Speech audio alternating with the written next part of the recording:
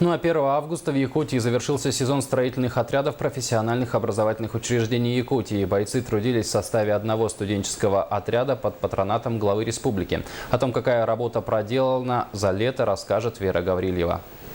Новый день, новая работа. Бойцы средних специальных учебных заведений работали на облагораживании территории города Якутска и пригородов, начиная с середины июня. Для работы в составе отряда было сформировано больше 30 отрядов из средних специальных учебных заведений Якутской государственной сельскохозяйственной академии и Северо-Восточного федерального университета.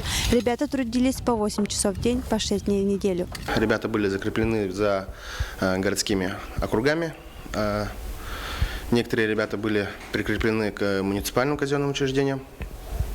Ну и по выполнению объемов каждые 15 дней у нас подписывались акты с работодателями. Насчет этого претензий со стороны работодателей нет. То есть ребята хорошо выполнили, справились со своей задачей.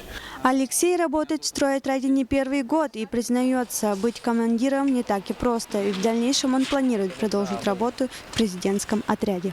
Стройотряд наш, именно стройотряд, занимается благоустройством города. То есть это посадка цветов, уборка мусора, разрушение старых сараев, и так далее. По итогам проделанной работы сводный студенческий отряд сезонный план полностью выполнил. Вера Гаврилева, Евгений Лугинов, НВК СХ, Якутск.